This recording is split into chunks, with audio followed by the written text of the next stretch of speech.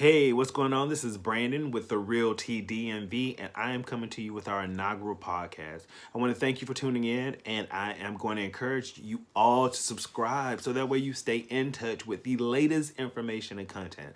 I will be delivering to you at least weekly, right? As much information as I can dole out regarding the home buying process. My goal here is to demystify the process, to give you the information that you need in order to be an educated, informed, and an exposed buyer. Oh, yes, because we'll be going on field trips and I'll be taking you on open houses. I'll be taking you to properties that are currently listed for sale, and we'll be doing tours around them. So stay tuned and make sure you're in tune by subscribing so that way you'll get all the future latest and greatest information.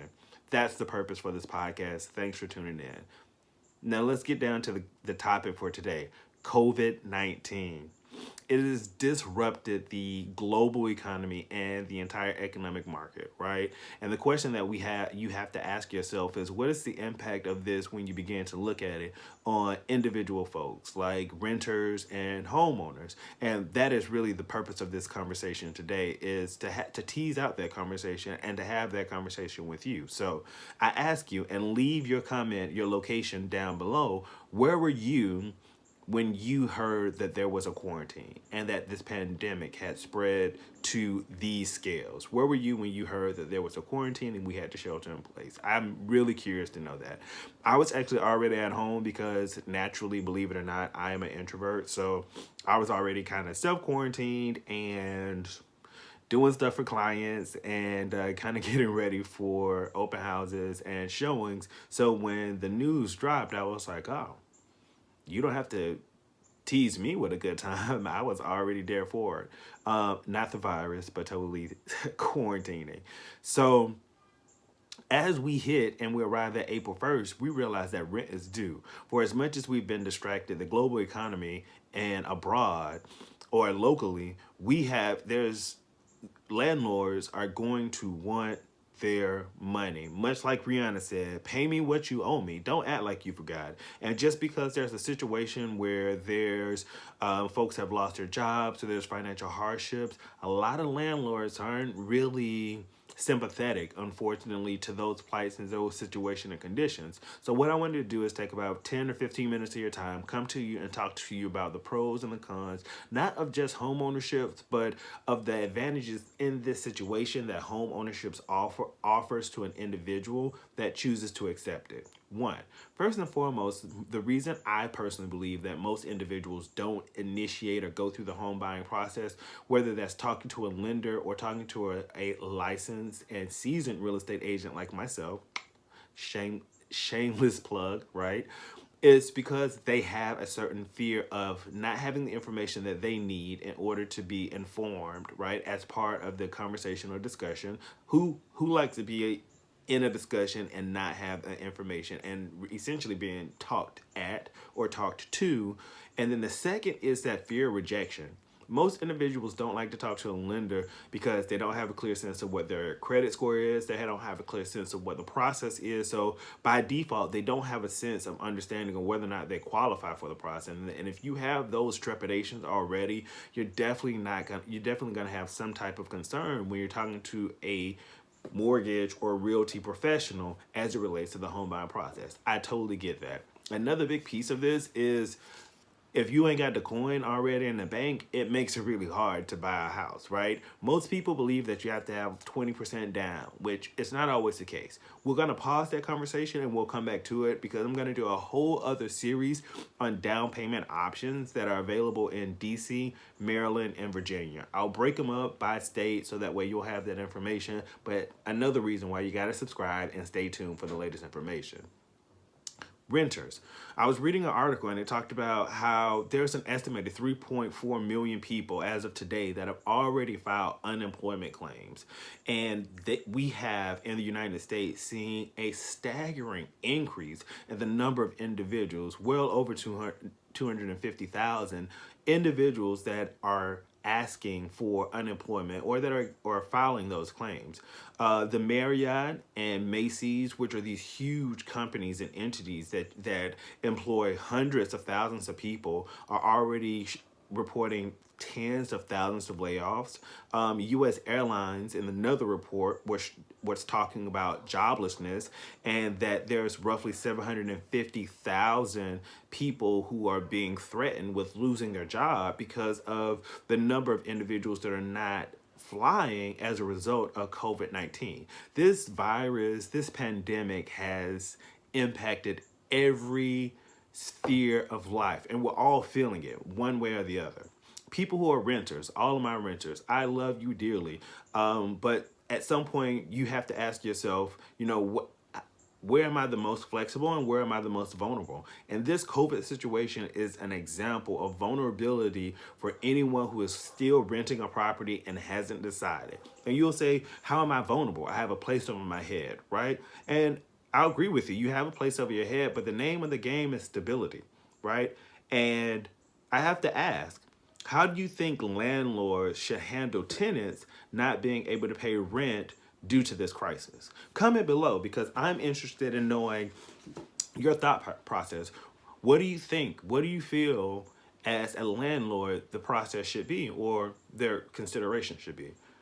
And if we're going to be honest with you, and again, I'm here to keep it 100 with you every time as it relates to any subject matter. As a landlord, you have your own bills that you have to pay. And so while you want to be sympathetic, business is business and personal is personal. I think one of the best lines that I ever got from a mentor was that it's not personal, it's just business.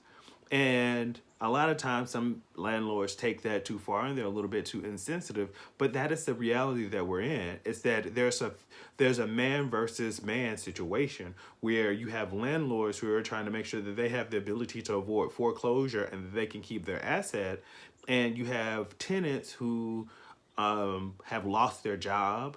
They've been laid off or they've had a reduction in their hours, and so they're not in a place where they can afford. They are robbing from Peter to pay Paul, or they just don't have the capacity to be able to manage all their bills, and that's where we are currently as a society. As someone who's a homeowner, you have the capacity to negotiate a little bit more with your lender. Most homeowners, if you don't know, if you're in a situation right now where your interest rate is high, you can call your lender or any host of lenders, and they'll talk to you about refinancing your loan. If you have an FHA loan, then FHA has a streamlined program that allows you to refinance your home loan, and it results typically in a lower interest rate. You'll probably say, well, there's a cost to refinance my loan. Well, with the FHA streamlined program, you can defer that cost and you can tack it onto the loan amount that's made. So you can put yourself easily in a position where you're, as a homeowner, saving $150 or more every month on your mortgage payment in these times because you're able to refinance that mortgage. That's going to be huge. That can make the difference. That can make or break a household a few $100s. Renters, unfortunately, you don't really have much of a recourse. The best option that you have is to talk to your landlord. But if your landlord is in a situation where they're like, hey, I've been living this lavish lifestyle, I've been living high off the hog off of the rent that you've been paying me, then you're kind of stuck between a rock and a hard place. One of the things that my sister and I were talking about was a landlords group and some of the responses that landlords have been having. So as it relates to how some landlords have been handling this situation, one particular landlord says, my tenant pays his rent from Social Security. I'd better not hear any excuses about paying his rent. His source of income will not be affected. Wow, that's pretty direct, right? Another landlord said, we sent a wishing you safety and well wishes during this difficult time letter, along with a page of companies that are hiring, and stated in a kind way that if your income has been affected and you weren't prepared for that, we wanted to make you aware of companies that are hiring in light of the current situation. Most of these jobs is what it should read, are things like stocking shelves at grocery stores at night, but it offers them options and alternatives. Because that's exactly what people need, is the option or alternative to be able to go to a grocery store. And I'm not quite sure what grocery store she's been going to or where she lives, but every store that I've gone to has pretty much had close to darn near empty shelves. So these are the responses, just a couple of them, of landlords and renters, to renters or about renters. And that becomes a real difficult situation or difficult conversation to even begin to digest. As a homeowner, you have not only the opportunity to have tax benefits and tax savings, but when it comes times like this, if there's a situation where you are laid off or you're underemployed, you can talk to your bank about a forbearance. A forbearance, what is that? Great question. A forbearance is where your bank will actually reduce your monthly mortgage payment, or they'll suspend your monthly mortgage payment altogether to give you the ability to be able to pay your mortgage back or pay that balance back over a period of time. What happens when the mortgage company gives you that forbearance? Well, you can have an agreement between 60 or 90 days, sometimes more, where that bank, your lender, will not report any late fees, and you don't have to pay those, and won't report to the credit bureau, so it won't negatively impact you. You'll also have other options. Let's say if you are delinquent and you choose not to call your lender, then your lender has the option to take the delinquent balance that you have and put it into a loan modification if you qualify for it. What's the loan modification? Great question. Loan modification is where your lender takes the arrearage, the outstanding balance that you owe, and incorporates it into a new loan with a new payment and sometimes a new interest rate. And that then brings the loan current and puts you in a position where you now, as a homeowner, can continue to stay in your house. As a renter, outside of tax benefits and having more space and the liberty of not having to share common spaces, those other things that come with home ownership, this is a whole other benefit of being able to negotiate your asset. One thing to take in mind and to consider is, are you in a position to win? The one thing and the one discussion I always have with my clients, and what I always push forward in every video that you'll see where we're engaging, is I want to make sure that you are in a position to win. And success does not follow the weak at heart.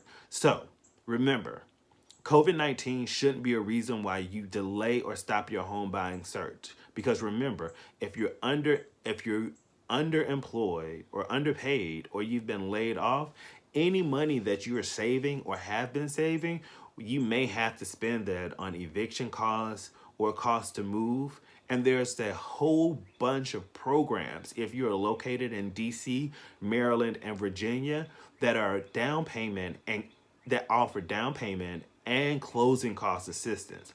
I'll do a whole other video episode on those different programs that are available to you. So definitely make sure you subscribed, stay tuned, and stay in tune. This is B. Scott, your trusted realtor. Take care.